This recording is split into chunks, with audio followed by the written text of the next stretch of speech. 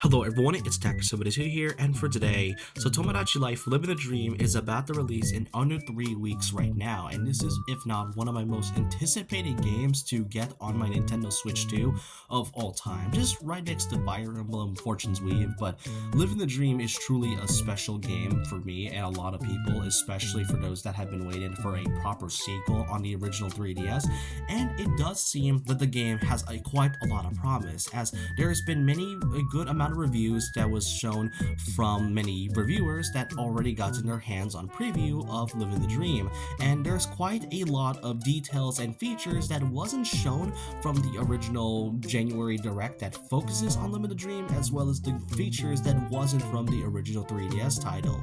So in this video, I want to be going through all of the different details and features that wasn't shown for Living the Dream, and let's just say there is quite a lot I want to go over. So if you want a much more in-depth detail as to what each of them are one by one, then I do recommend looking up the videos and the previews going over Living the Dream, as there is quite a lot. But all I can say is that all the different things shown here can really tell you how much Nintendo has faith towards this new title and sequel to Tomodachi Life. So with that, let's go and cover of what this game has to show. Now, the first thing I want to talk about is actually when you open up the game. As you open up Living the Dream, you are greeted by not just the title screen, but also the me that is greeting you, as well as the title of your island that you have named. This is such a cool feature that wasn't in the original, since you mostly open up and you just see the logo. So to have your main me greet you, as well as your island name, is such a really nice touch, to the point where you are basically welcoming your player back into the game. And this is already a nice feature to have to begin with, but the next thing I want to go over is the customization, which there is a lot to say the least. So let's kind of go over each of them one by one before we get to like the main gameplay features.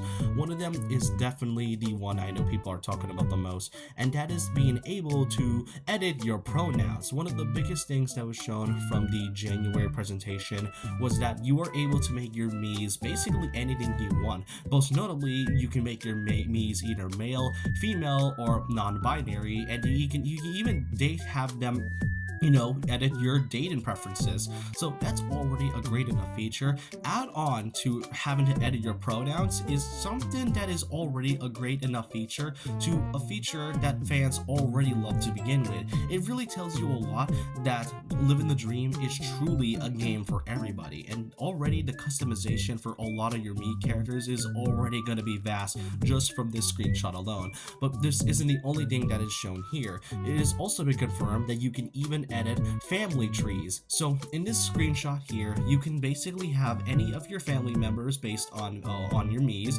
and if you have a me based on a family member, you can add them to the family tree right here. So you can either put just like partner of, kid of, parent of, relative of. So there is like a lot more options you can do for family members, and it is a great thing to do because they also remove the part where they actually locked off romantic relationships that involves a me based on a family member. So that is already a good thing, since that was a very controversial part of the original Tomodachi Life game, at least in like Japan and Korea, I think. I'm not really too sure, but already this is a good enough feature for those who are wanting to add me's based on their family members. Now, with the addition of pronouns and the addition of family trees, we even got the return of the birthday system. Obviously, in this one, I don't need to explain, you can have your me have a very specific birthday, as well as adjusting your age, whether they are a kid me or a grown-up me. But the interesting thing is that right next to the age adjuster, you may have noticed that there is an addition of a feature where you don't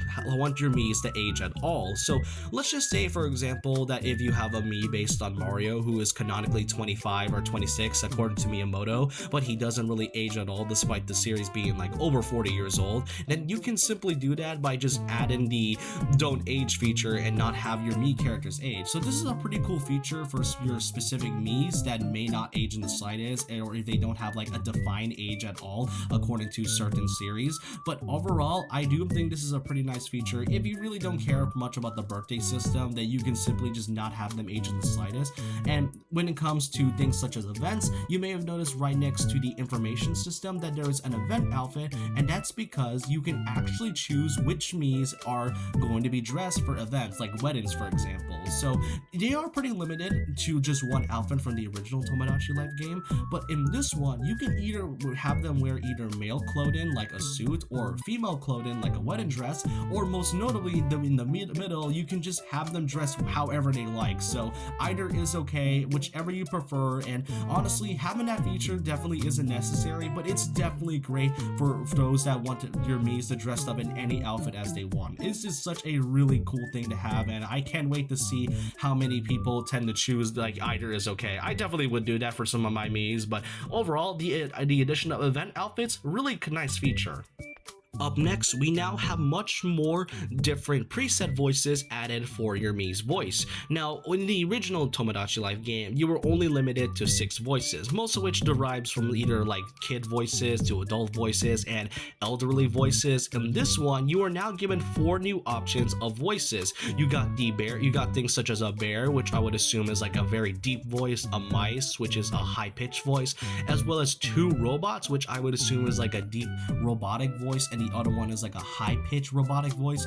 Overall, it is really great for those who want like a much more like alien-like character, which we already know that an alien is possible to be added in Tomodachi Life if you want to. So seeing this is definitely a nice feature to have, to be honest. And afterwards, there's also the main Mii maker that is part of Tomodachi Life Living the Dream. The first thing I want to go over is the new options for facial features. Now, as much as I like the Mii maker in this one and giving you more colors choices for your hair and eye colors, and more hairstyles, this one with Live in the Dream, you are not only able to have more features for hairstyles like ponytails and bangs, as well as ears and nose features, but now you are also able to have new facial features that wasn't in the original, because I like the Mii maker in this one, but we are pretty limited to the ones we have right now. And one of the things that I know people talk about the most is the fact that you actually have a facial feature based on Mario. So if you have a Mario Mii, you can now have a lore accurate Mii based on Mario, or Waluigi in fact, because there's also one based on Waluigi's mustache as well.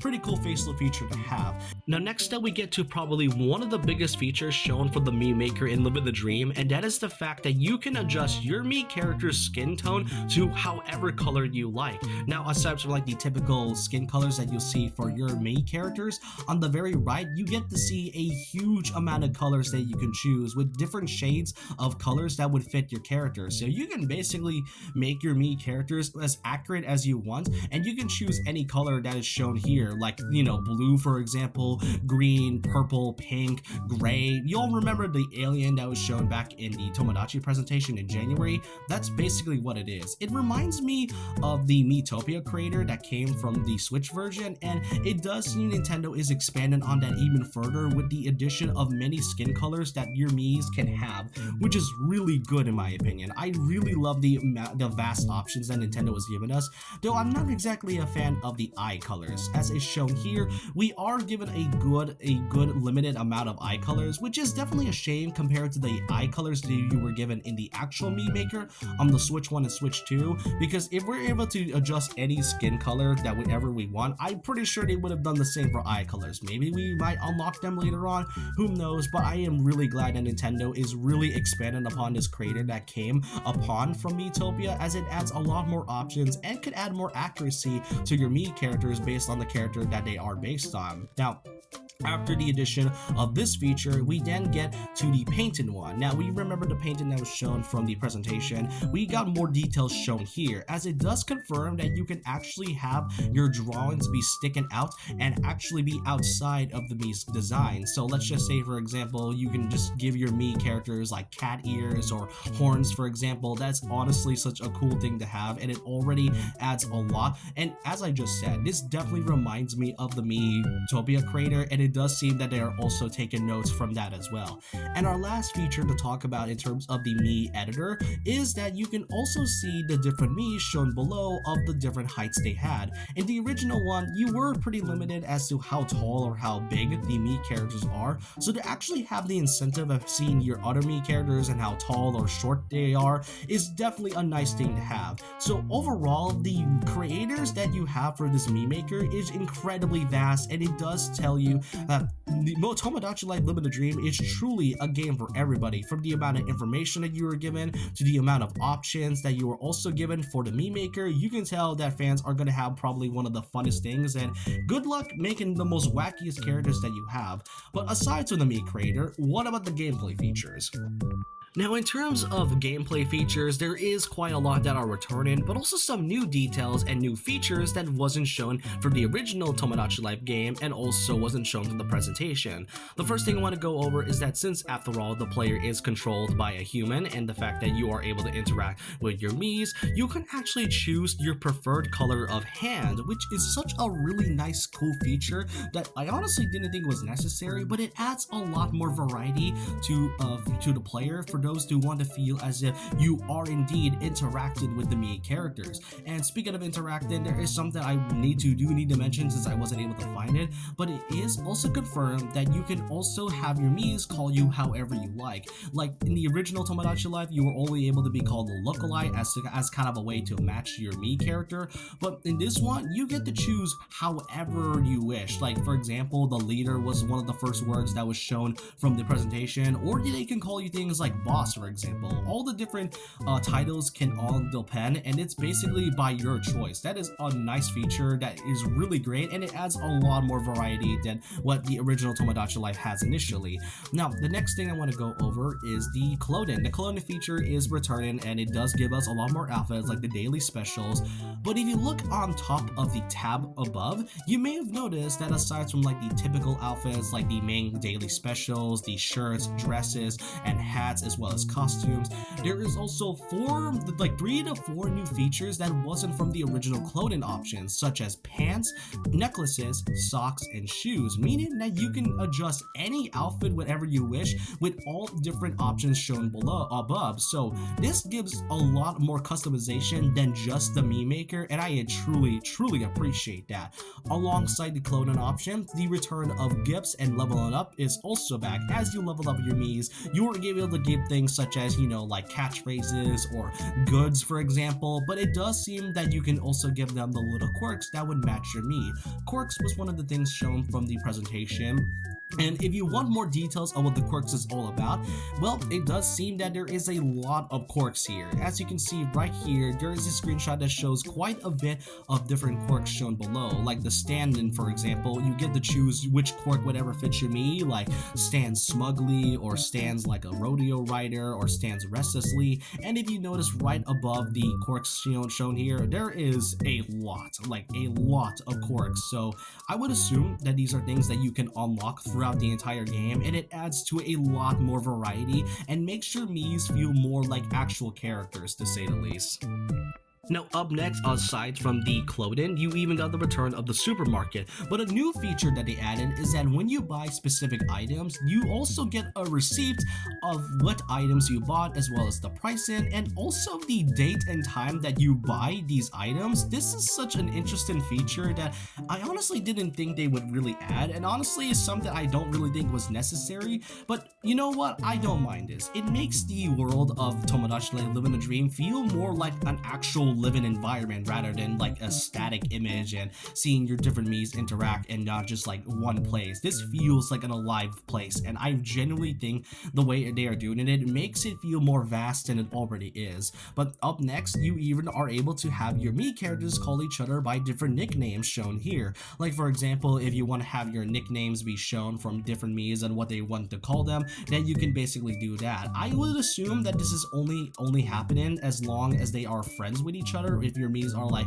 your friendship increases as you go on through the game. Is honestly, you know what, having your nicknames is definitely great, as it's something that fans would really like to have. So yeah, having nicknames is a pretty cool thing overall. But next up, there is the return of the many minigames, most notably the minigames that you can play indoors, like the shadow minigame. I personally was never a fan of these minigames in Tomodachi Life. I do think they are a little unnecessary for me and does kind of feel a little too much, especially when I personally just want to interact interact with them more and play mini games, but it does seem we are getting more than the ones that I'm showing right here, as shown from the next screenshot, that there is more mini games that you can do outdoors. Like here, for example, you have me playing red light and green light, and it does seem that you could also get some of the same rewards that came from the original Tomodachi Life. So you are not only able to play mini games on indoors, but also outdoors as well. So I am curious to see what other outdoor mini games are shown in this one. But the last minigame I do want to talk about is the proposal minigames. In the original Tomodachi Life game, a proposal can only happen as long as you have 3 hearts, and you have to be very precise. And from this screenshot alone, it does seem that you also have many different locations. If I recall correctly, you are only limited to around like 6 options. So I do hope there are more options on locations on where your Miis can propose, because there's a lot more you can do from this one. And I am curious to see how this proposal minigame works this time. I would assume it's just by pressing the specific heart if it matches the Mii character that they like. That's the only reason I could see this happening, really. Now, the next one I want to talk about is definitely a new feature, and one I do think is really huge. We all remember the fountain from the original, how you mostly see donations as well as, you know, seeing things like Morden Markets and the rap battles, which I am surprised hasn't been shown yet. I do hope they bring back rap battles, but it does seem that the fountain plays a much bigger role than it had initially, as you are able to grant wishes on whichever ranking that you are leveling up with, and you get at least a good amount of wishes to grant depending on how high your ranking is, and you get to choose from either little quirks, which is definitely the one I was talking about earlier, as well as prizes / goods that you can give more for your Miis. And the prizes that you are given can also increase as long as your ranking goes higher and higher. For example, you get to choose things, you choose things such as a guitar, DVDs, a camera, a baseball, whichever you want. And if you notice right here, the ranking keeps going, so I would assume that as you rank, more options are given for both gifts as well as quirks. That is such a really great feature to have. I honestly think the fountain was pretty great, but it honestly was limited at the same time. But as I said, I do really hope they bring back like rap battles, but to have this addition of having the grant wishes and unlock things gives an incentive for players to keep on coming back and play this game even further by basically doing whatever they want in this one. I am so glad they are giving the fountain a much more bigger role than what we had from the original game. So overall, that's great. And last but not least, the last feature I want to go over for Living the Dream is the game's menu and what it looks like. Now, initially, you mostly can go to the city hall, but it does seem that the city hall is fully removed here. But as you can see from the side menu, we got many options shown here, going from added your Miis, the residence, which I do assume is going to be like 100 to sort of match what the original had. You got the island builder, which is one of the biggest features shown for Living the Dream. The homes, which I would assume is mostly the homes that is mixed with all the Miis together. The item encyclopedia, I don't really think I need to explain much about that. The island information, local play, which I do need to remind you all that the online play is no longer viable, meaning you can no longer share your Miis online. You can only are able to share them locally with other players if they have the game. Unfortunately, it is a feature that I know fans are rightfully upset about, but at the same time, it's pretty understandable on Nintendo's part. There's the settings and of course the save feature. And overall, that's basically all of the features and details I was able to find for Tomodachi Life Living the Dream. This game is truly amazing already, and just from the previews alone, it's already grand than what it initially had. It is amazing to see that over a decade ago, Tomodachi Life was considered one of the best games for the 3DS. But with the amount of new features, additions, options, and customization shown for Living the Dream, I would say that Tomodachi Life Living the Dream is gotta be, if not one of Nintendo's best selling games for the Nintendo Switch and Switch 2, as well as probably one of their best games in 2026. I cannot wait for this game to come out. It is, as I said from the beginning, it is one of my most anticipated games that I've been wanting to get for a while now, and to see this finally come to fruition and with all the different features that you have here, it makes me more excited than ever before. And so with that, that's all the things I want to talk about for Living the Dream, and I don't want to know all your thoughts and opinions down below on how you feel for all the things I was able to talk about. Which of these new additions that you like the most? Let me know all your thoughts and opinions down below about this. And so with that, leave a like, comment, subscribe, hit the notification bell for more videos, follow me on Twitter and Instagram, and I'll see you guys next time. And remember this, once a legend, always a legend.